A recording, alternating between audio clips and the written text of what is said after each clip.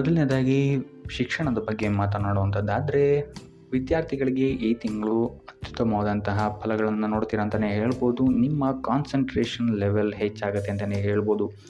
ಸಂಬಂಧಿಸಿದ ವಿಷಯಗಳಲ್ಲಿ ನೀವು ಉತ್ತಮ ಯಶಸ್ಸನ್ನು ಗಳಿಸ್ತೀರಾ ಅಂತಲೇ ಹೇಳ್ಬೋದು.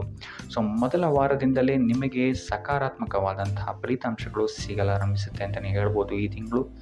ಇನ್ನು ಸ್ಪರ್ಧಾತ್ಮಕ ಪರೀಕ್ಷೆಗಳಲ್ಲೇನಾದರೂ ನೀವು ಪಾಲ್ಗೊಳ್ತಾ ಇದ್ದೀರಾ ಅಂತ ಹೇಳಿದ್ರೆ, ಇಲ್ಲಿ ನೀವು ಉತ್ತಮ ಅಂಕವನ್ನು ಪಡೆಯುವಂತಹ ಸಾಧ್ಯತೆ ಹೆಚ್ಚಾಗಿದೆ ಅಂತಲೇ ಹೇಳ್ಬೋದು. ಇನ್ನು ಪ್ರಥಮ ದರ್ಜೆಯ ವಿದ್ಯಾರ್ಥಿಗಳಿಗೆ ಸಮಯ ಅತ್ಯುತ್ತಮವಾಗಿದೆ. ಮೂರನೇ ವಾರ ಸ್ವಲ್ಪ ತೊಂದರೆಗಳು ಉಂಟಾದರೂ ಸಹಿತ ಕೊನೆಯ ವಾರ ಉತ್ತಮವಾಗಿರುತ್ತೆ ಅಂತಲೇ ಹೇಳ್ಬೋದು. ಇನ್ನು ಇಂಜಿನಿಯರಿಂಗ್ ಅಥವಾ ಕಲಾತ್ಮಕ ಕ್ಷೇತ್ರದಲ್ಲಿ ಓದ್ತಿರುವಂತಹ ವಿದ್ಯಾರ್ಥಿಗಳಿಗೂ ಸಹಿತ ಈ ತಿಂಗಳು ಉತ್ತಮವಾದಂತಹ ಫಲಗಳನ್ನು ನೋಡ್ತೀರಾ ಅಂತಲೇ ಹೇಳ್ಬೋದು. ಒಟ್ಟಾರೆಯಾಗಿ ವಿದ್ಯಾರ್ಥಿಗಳಿಗೆ ಈ ತಿಂಗಳು ಪಾಸಿಟಿವ್ ರಿಸಲ್ಟ್ಸ್ಗಳೇ ಹೆಚ್ಚಾಗಿ ಸಿಗುತ್ತೆ ಅಂತಲೇ ಹೇಳ್ಬೋದು. ಇನ್ನು ಕುಟುಂಬ ವಿಚಾರಕ್ಕೆ ಬರುವಂಥದ್ದಾದರೆ, ಕುಟುಂಬ ವಿಚಾರದಲ್ಲಿ ನಿಮ್ಮ ಮಕ್ಕಳ ಆರೋಗ್ಯದ ಬಗ್ಗೆ ಸ್ವಲ್ಪ ಎಚ್ಚರ ವಹಿಸುವಂಥದ್ದು ಉತ್ತಮವಾಗಿರುತ್ತೆ. ಇದಲ್ಲದೆ ಅವರ ಶಿಕ್ಷಣಕ್ಕೆ ಸಂಬಂಧಿಸಿದಂತೆ ಈ ತಿಂಗಳು ನಿಮಗೆ ಸ್ವಲ್ಪ ತೊಂದರೆ ಕಾಡ್ಬೋದು ಅಂತಲೇ ಹೇಳ್ಬೋದು. ಆದ್ದರಿಂದ ಅವರ ಆರೋಗ್ಯದ ಬಗ್ಗೆ ಹೆಚ್ಚು ಗಮನ ವಹಿಸುವಂಥದ್ದು ಉತ್ತಮವಾಗಿರುತ್ತೆ.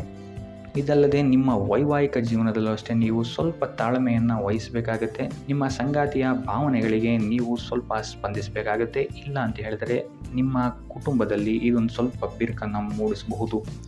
ಆದ್ದರಿಂದ ನಿಮ್ಮ ವೈವಾಹಿಕ ಜೀವನದಲ್ಲಿ ಸ್ವಲ್ಪ ಉತ್ಸಾಹವನ್ನು ನೀವು ತರುವಂಥದ್ದು ಉತ್ತಮವಾಗಿರುತ್ತೆ. ಬಹಳ ದಿನಗಳಿಂದ ಮದುವೆಗೆ ನೋಡ್ತಾ ಇರುವಂಥವ್ರಿಗೂ ಸಹಿತ ಈ ಸಮಯದಲ್ಲಿ ಉತ್ತಮವಾದಂತಹ ಆಫರ್ಸ್ಗಳು ಬರ್ಬೋದು ಅಂತಲೇ ಹೇಳ್ಬೋದು. ಇನ್ನು ಇದಲ್ಲದೆ ನಿಮ್ಮ ಪೋಷಕರಿಗೆ ಈ ತಿಂಗಳು ನಿಮ್ಮ ಸಲಹೆ ಮತ್ತು ಸಹಕಾರ ಬೇಕಾಗ್ಬೋದು ಅಂತಲೇ ಹೇಳ್ಬೋದು. ಕುಟುಂಬದಲ್ಲಿ ಆದಷ್ಟು ತಾಳ್ಮೆಯಿಂದಿರಲು ಈ ತಿಂಗಳು ಪ್ರಯತ್ನಿಸಿ.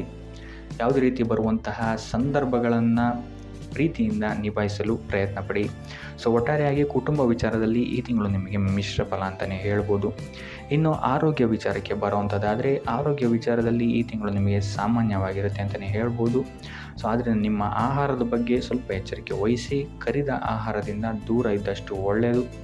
ಇದಲ್ಲದೆ ಇಲ್ಲಿ ನಿಮ್ಮ ಮಾನಸಿಕ ಒತ್ತಡ ಸ್ವಲ್ಪ ಹೆಚ್ಚಾಗುವಂತಹ ಸಾಧ್ಯತೆ ಇದೆ ಅಂತ ಹೇಳ್ಬೋದು. ಆದ್ದರಿಂದ ಹೆಚ್ಚು ವಿಶ್ರಾಂತಿಯನ್ನು ತಗೊಳ್ಳುವಂಥದ್ದು ಮತ್ತು ಯೋಗ ಮತ್ತು ಧ್ಯಾನವನ್ನು ಮಾಡುವಂಥದ್ದು ನಿಮಗೆ ಇಲ್ಲಿ ಸಹಕಾರಿಯಾಗಿದೆ ಅಂತಲೇ ಹೇಳ್ಬೋದು. ಇದಲ್ಲದೆ ಈ ತಿಂಗಳು ನಿಮಗೆ ಹಲ್ಲಿಗೆ ಸಂಬಂಧಿಸಿದಂತಹ ನೋವುಗಳು ಸ್ವಲ್ಪ ಬಾಧಿಸ್ಬೋದು ಅಂತಲೇ ಹೇಳ್ಬೋದು. ಇನ್ನು ನಿಮ್ಮ ಸಂಗಾತಿಯ ಆರೋಗ್ಯದ ಬಗ್ಗೆ ಸಹಿತ ನೀವಿಲ್ಲಿ ಸ್ವಲ್ಪ ಎಚ್ಚರಿಕೆಯನ್ನು ವಹಿಸಬೇಕಾಗುತ್ತೆ.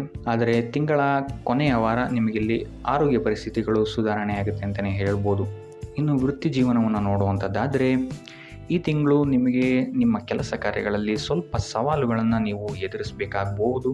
ಆದ್ದರಿಂದ ನಿಮ್ಮ ಬುದ್ಧಿಶಕ್ತಿ ಮತ್ತು ನಿಮ್ಮ ಉತ್ತಮ ಕಾರ್ಯವೈಖರಿಯನ್ನು ಬಳಸ್ಕೊಳ್ಬೇಕಾದಂತಹ ಸಮಯ ಈ ತಿಂಗಳು ನಿಮಗೆ ಬರಬಹುದು. ಸಮಸ್ಯೆಗಳ ಬಗ್ಗೆ ಚಿಂತೆ ಮಾಡದೆ ಆದಷ್ಟು ಪರಿಹಾರದ ಬಗ್ಗೆ ಹೆಚ್ಚು ಗಮನವನ್ನು ಕೊಡುವಂಥದ್ದು ನಿಮಗಿಲ್ಲಿ ಪಾಸಿಟಿವ್ ರಿಸಲ್ಟನ್ನು ಕೊಡುತ್ತೆ ಅಂತಲೇ ಹೇಳ್ಬೋದು. ವೃತ್ತಿ ಜೀವನದಲ್ಲಿ ಆದಷ್ಟು ಸ್ಕಿಲ್ಸ್ಗಳನ್ನು ಅಪ್ಗ್ರೇಡ್ ಮಾಡ್ಕೊಳ್ಳೋಕ್ಕೆ ಟ್ರೈ ಮಾಡಿ. ಇದರಿಂದ ನಿಮಗೆ ಮುಂದೆ ಬರುವಂತಹ ಅವಕಾಶಗಳಿಗೆ ಹೆಚ್ಚು ಸಹಕಾರಿಯಾಗಿರುತ್ತೆ ಅಂತಲೇ ಹೇಳ್ಬೋದು. ಇದಲ್ಲದೆ ಕೆಲಸದ ಒತ್ತಡ ನಿಮ್ಮ ಮೇಲೆ ಹೆಚ್ಚು ಬಾಧೆಯನ್ನು ನೀಡದಂತೆ ನೋಡಿಕೊಳ್ಳಿ. ಆದಷ್ಟು ಯೋಗ ಧ್ಯಾನವನ್ನು ಮಾಡುವಂಥದ್ದು ಉತ್ತಮವಾಗಿರುತ್ತೆ. ಕೊನೆಯ 2 ವಾರಗಳು ನಿಮಗೆ ಸಕಾರಾತ್ಮಕವಾದಂತಹ ಫಲಿತಾಂಶಗಳನ್ನು ನಿಮ್ಮ ಕಾರ್ಯಕ್ಷೇತ್ರದಲ್ಲಿ ಇದು ಒದಗಿಸುತ್ತೆ ಅಂತಲೇ ಹೇಳ್ಬೋದು. ಇನ್ನು ಉದ್ಯೋಗ ಏನಾದರೂ ಬದಲಾಯಿಸಬೇಕು ಅಂತಿದ್ರೆ ಅಥವಾ ಹೊಸ ಉದ್ಯೋಗವನ್ನೇನಾದರೂ ನೀವು ಹುಡುಕ್ತಾ ಇದ್ದೀರಾ ಅಂತ ಹೇಳಿದ್ರೆ, ನಿರೀಕ್ಷಿತ ಫಲಿತಾಂಶವನ್ನು ನೀವು ಪಡೆಯಲು ಹೆಚ್ಚು ಶ್ರಮವನ್ನು ಹಾಕಬೇಕಾಗ್ಬೋದು ಈ ತಿಂಗಳು. ಆದ್ದರಿಂದ ವೃತ್ತಿ ಜೀವನದ ಬಗ್ಗೆ ಯಾವುದೇ ರೀತಿಯಾದಂತಹ ಆತುರದ ನಿರ್ಧಾರಗಳನ್ನು ಈ ತಿಂಗಳು ತಗೊಳ್ಳೋಕ್ಕೆ ಹೋಗಬೇಡಿ. ಆದಷ್ಟು ನಿಮ್ಮ ಗುರು ಹಿರಿಯರ ಸಲಹೆ ಮತ್ತು ಸಹಕಾರವನ್ನು ತಗೊಳ್ಳುವಂಥದ್ದು ಉತ್ತಮವಾಗಿರುತ್ತೆ. ಇನ್ನು ಹಣಕಾಸಿನ ವಿಚಾರಕ್ಕೆ ಬರುವಂಥದ್ದಾದರೆ, ಹಣಕಾಸಿನ ವಿಚಾರದಲ್ಲಿ ಈ ತಿಂಗಳು ನಿಮಗೆ ಮಿಶ್ರ ಫಲ ಅಂತಲೇ ಹೇಳ್ಬೋದು. ಈ ತಿಂಗಳು ನಿಮಗೆ ಎಷ್ಟು ಆದಾಯ ಬರುತ್ತೆ ಅಷ್ಟೇ ಖರ್ಚು ಸಹಿತ ಹೆಚ್ಚಾಗುತ್ತೆ ಅಂತಲೇ ಹೇಳ್ಬೋದು. ಆದ್ದರಿಂದ ನಿಮ್ಮ ಖರ್ಚಿನ ಬಗ್ಗೆ ಹೆಚ್ಚು ಗಮನ ಇಡುವಂಥದ್ದು ಉತ್ತಮವಾಗಿರುತ್ತೆ ಈ ತಿಂಗಳು ನಿಮಗೆ ಹೆಚ್ಚಾಗಿ ಆರೋಗ್ಯದ ಮೇಲೆ ಹೆಚ್ಚು ಖರ್ಚಾಗುವಂತಹ ಸಾಧ್ಯತೆ ಇದೆ ಅಂತಲೇ ಹೇಳ್ಬೋದು. ಇದಲ್ಲದೆ ಐಷಾರಾಮಿ ವಸ್ತುಗಳಿಗೂ ಸಹಿತ ನೀವಿಲ್ಲಿ ಹೆಚ್ಚು ಖರ್ಚನ್ನು ಮಾಡಬೇಕಾಗ್ಬೋದು ಅಂತಲೇ ಹೇಳ್ಬೋದು. ಆದ್ದರಿಂದ ಹೆಚ್ಚು ಗಮನ ಇಡಿ.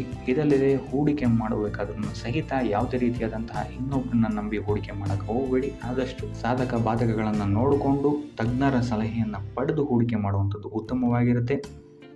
ಇನ್ನು ವ್ಯಾಪಾರಿಗಳು ಮತ್ತು ಸ್ವಯಂ ಉದ್ಯೋಗಿಗಳಿಗೆ ಈ ತಿಂಗಳು ಸಾಮಾನ್ಯವಾಗಿರುತ್ತೆ ಅಂತಲೇ ಹೇಳ್ಬೋದು. ಆದರೆ 3ನೇ ವಾರದ ನಂತರ ನಿಮಗಿಲ್ಲಿ ಸ್ಥಿತಿಗತಿಗಳು ಸುಧಾರಣೆಯಾಗುತ್ತೆ, ನಿಮಗಿಲ್ಲಿ ಆದಾಯ ಹೆಚ್ಚಾಗುತ್ತೆ ಅಂತಲೇ ಹೇಳ್ಬೋದು.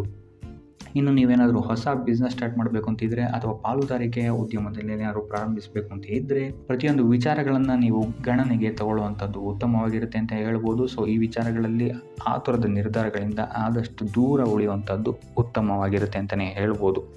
ಸೊ ಒಟ್ಟಾರೆಯಾಗಿ ನಿಮಗಿಲ್ಲಿ ಆರ್ಥಿಕ ಕ್ಷೇತ್ರದಲ್ಲಿ ಮಿಶ್ರ ಫಲ ಇದೆ ಅಂತಲೇ ಹೇಳ್ಬೋದು ಈ ತಿಂಗಳು.